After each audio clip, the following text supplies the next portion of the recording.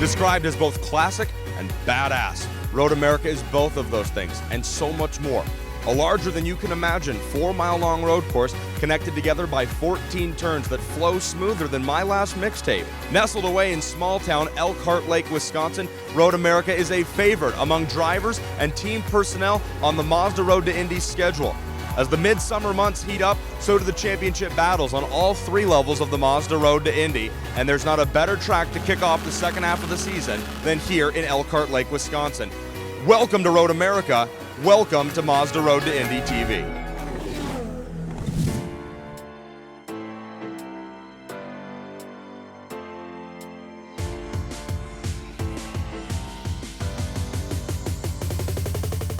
Commonly referred to as the silly season, the time in the middle of the year when driver and personnel changes take place between teams is in full effect as the Mazda Road to Indy reaches its midsummer swing.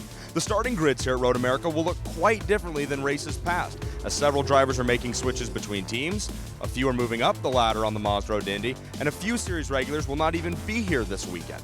In Indy Lights, presented by Cooper Tires, the biggest shakeups since Indy are the departures of Team Pelfrey IL driver Scott Hargrove and Schmidt-Peterson Motorsport pilot R.C. Enerson. Following a 5th place finish in the Freedom 100, Hargrove has suspended his Indy Lights campaign in search of funding, and in talking to Enerson, we understand he is beginning the search for a ride in the Verizon IndyCar Series. Replacing Hargrove in the number 3 Team Pelfrey IL car will be Juncos Racing Pro Mazda driver Garrett Grist. The move will put Grist in the car for the remaining road course races in 2016. Also missing out on the action at Road America will be Felix Rosenquist. Taking Rosenquist's seat for the weekend will be local Wisconsin driver James French. Also, Team Pelfrey sees a few shakeups as driver TJ Fischer will leave the Cooper Tires USF 2000 Championship powered by Mazda to make his season debut in Pro Mazda presented by Cooper Tires. And Jordan Kane leaves the team to join Cape Motorsports with Wayne Taylor Racing for the remainder of 2016.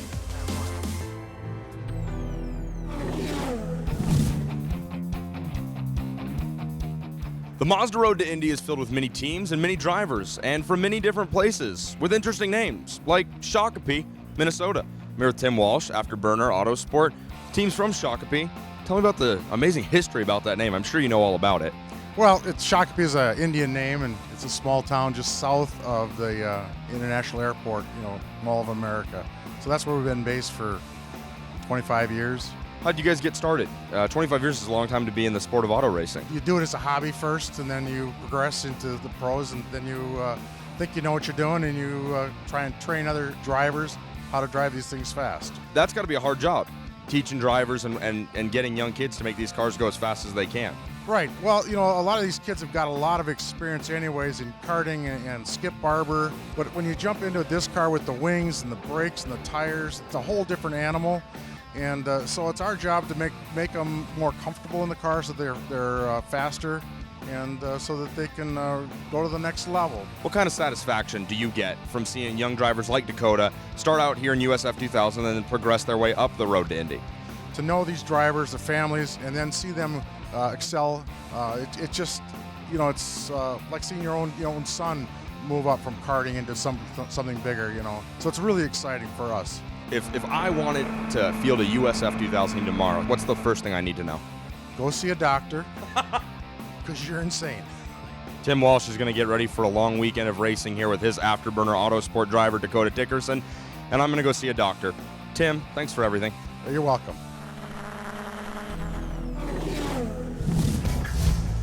The town of Elkhart Lake has a long history with racing. In the early 1950s, popular road races were held actually in the town's streets. In 1955, Road America was built and put the small Wisconsin town on the map for racers all around the country. The town is filled with natural beauty that you could really only find in a small lakeside town. Elkhart Lake is the dream setting for a great summer vacation. From the lake to the farms, or even just getting out and walking around the small downtown streets, Elkhart Lake is the perfect little host to a big race weekend.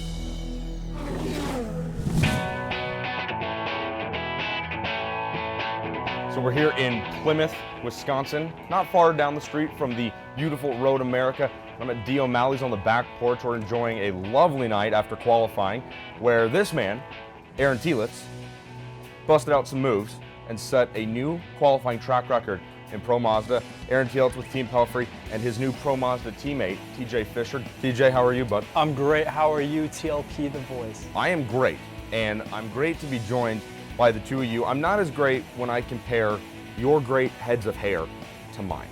Tell me, what do you got to do to get that looking the way it is? Depends on the day. Depends on when you wake up, and yeah, it's like, if you have bedhead, tough deal. Tough deal indeed. Tough deal. Tough yeah. deal. Yeah. Something a lot of other people may not know about you is that before you began your career as a race car driver, you spent time playing football. Yeah. You even played college football. Those football days, yeah. So throwing it back first, got to give a shout out to my high school team, Vacaville High School. Then from there I got a scholarship, played D3 football. Went up to Washington, and really cool program. It just did not work out with, my real passion was racing. Right. And football was something that I played my whole life, but my heart wasn't entirely in it. And mainly it was like, racing is something I knew I wanted to pursue my whole life. And so I kind of had to make the decision because I was going to school, football, which is already a full-time commitment, and then racing. And at that time, racing was taking a back seat, and so I kind of had to choose. If you weren't racing cars, what would be your dream job? Not racing cars, dream job. I would be a ski bum in Colorado. Really? Oh yeah, 100%.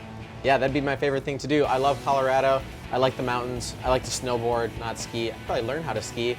And I just work the lifts, get free passes, hang out. Make friends? Yeah, make friends. It'd be really fun. Pop culture. Yeah. You got the iPhone, you got the earbuds in, walking up to the grid. What are we going to catch Aaron Telitz rocking out to on the way up to the grid tomorrow before the race? G-Eazy. Yeah. G-Eazy. Yeah, love G-Eazy. I went to a G-Eazy concert this winter thanks to my lovely girlfriend. She bought me tickets. I'll tell you this, Aaron. I've known you for quite a while, and you don't strike me as the G-Eazy fan.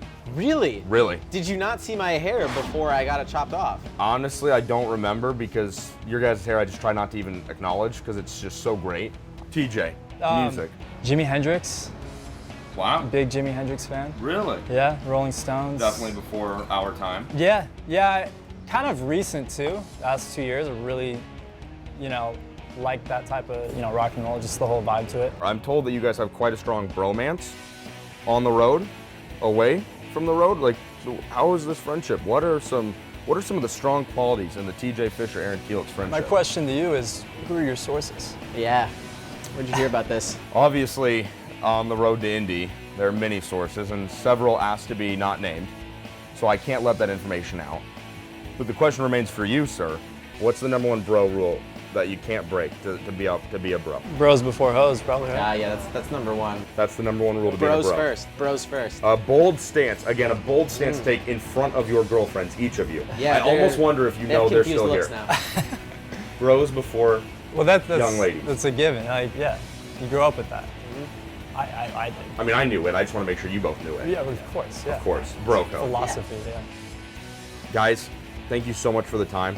That'll do it for another dinner interview with our Road to Indy drivers, Aaron Telitz, TJ Fischer from Team Pelfrey. Guys, thanks a bunch for the time. I've certainly learned a lot.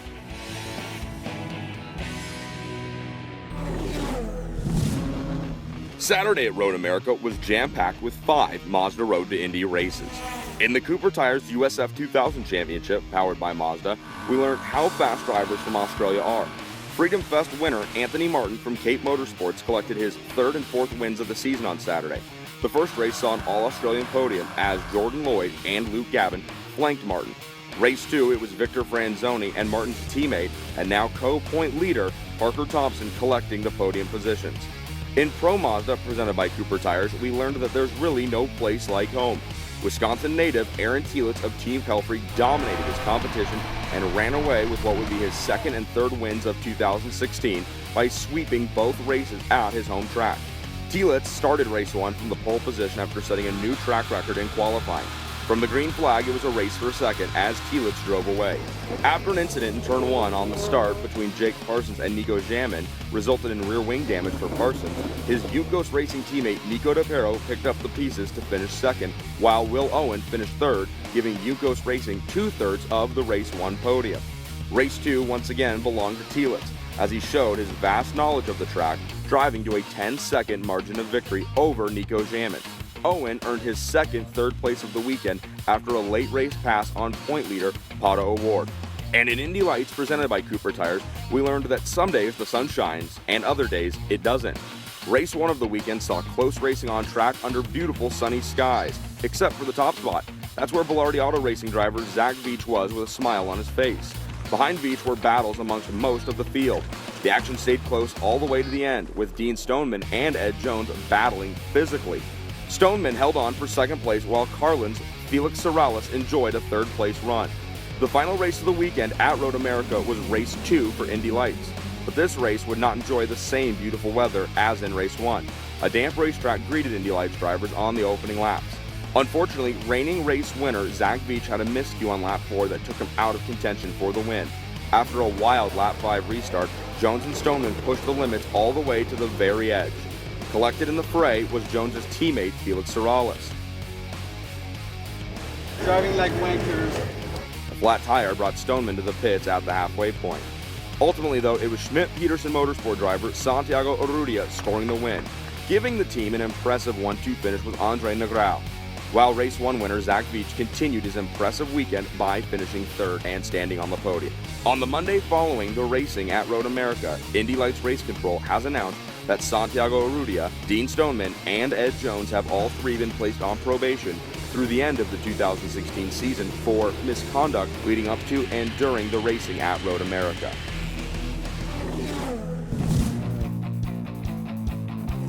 That's all for us here at Road America, or maybe we should start calling this place Road Awesome.